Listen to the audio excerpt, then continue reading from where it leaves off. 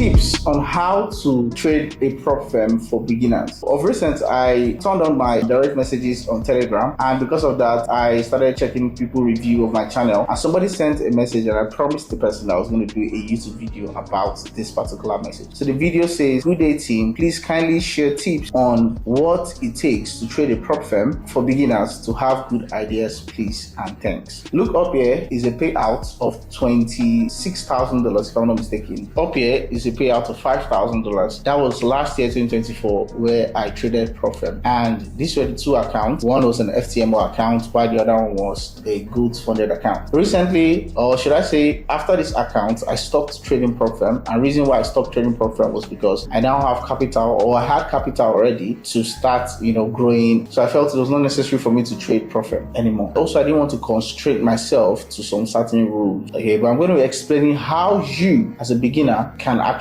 make money from prop firms. Okay, now if I were to trade a prop firm in the year 2025, especially in the month July 2025, what I would do is first pick a notable prop firm. Do not shy away just because of the prices are a bit high than other prop firms. For example, there's a current prop firm that I know that has had good run in terms of payout, which is FundedX. If you wanted to buy any prop firm, you can buy this particular prop firm because so far so good. From my mentees, I've had good reports from them. You can look at the link below my description to be able to purchase an account if you find this video interesting and if you want to actually go on this journey. When you buy a particular account, let's assume you buy a $10,000 account, you have certain rules. One of the rules is making sure that you don't exceed a 5% daily drawdown. The second rule is making sure that you don't exceed a 10% overall drawdown. Now, the first thing first that I would have done was the fact that I need to interpret those rules in my term. Now, what are my own particular terms? The first, I'm not buying a $10,000 account, I am buying a $1,000 account. Why does this certainly looks like a $1,000 account in my head? That's because the drawdown is 1,000, meaning if I blow $1,000, it automatically means I've blown the account. So the first thing I have to first think about is making sure that the account is just $1,000 on my part. The second thing I need to now think about is what is the risk management system that I want to abide with on this particular account. Apart from you knowing that it's a $1,000 account, if it's a $10,000 account you bought, the second thing you need to look at is the risk management rule. Personally,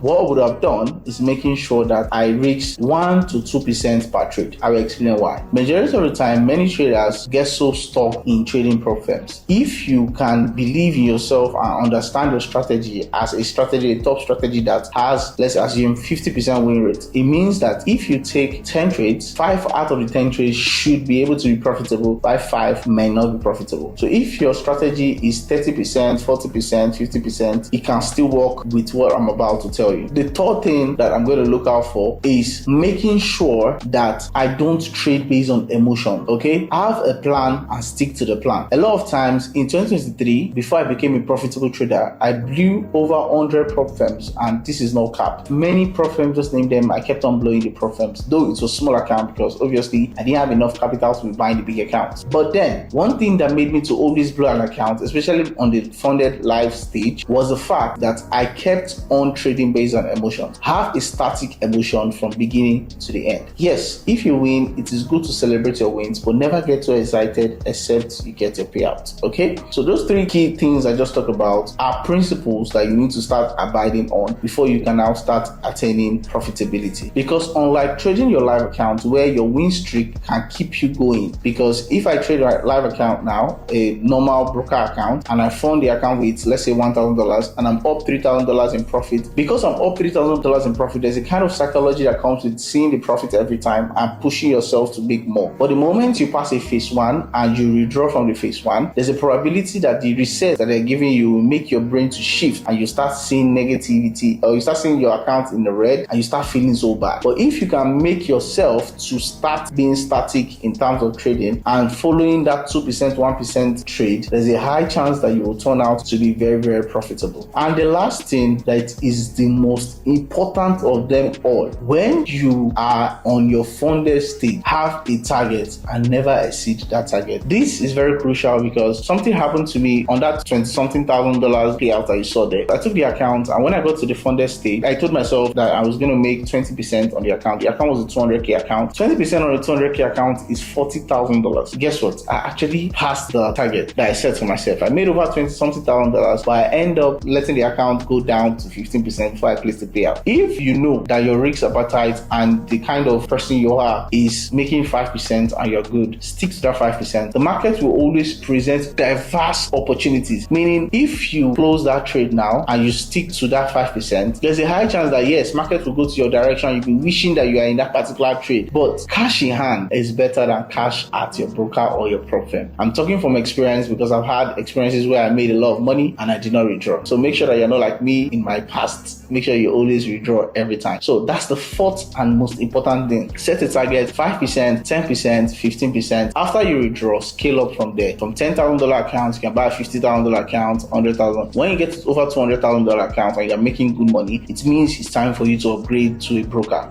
Take some of the money, put it on a broker, test yourself for 3 months and see how you go. I hope this video actually teaches you some lessons, and I hope you learned something from this particular video. If you love this video, make sure that you like, you share, you comment, you subscribe. Please subscribe. We're trying to hit a goal which is just 10,000 subscribers, and I know if you watch this video and you click on that subscription button, it means a lot to me and my team and everyone around me. Trust me, just click on the subscription button, and also make sure that if you're not on any of my platforms, go to my Telegram, which is King FTP Forex. You can click on it. It has over 44,000 subscribers active. I post 3 things there, so you can click on it and join. Go to my Instagram, which is kingftp.fx. It's over 70-something thousand followers. You can go there, make sure you join. Go to my X account, which is kingftpfx. It's over 50-something followers. Make sure that you join, make sure you follow, make sure you subscribe. I love you and see you on the next video. Peace out, guys.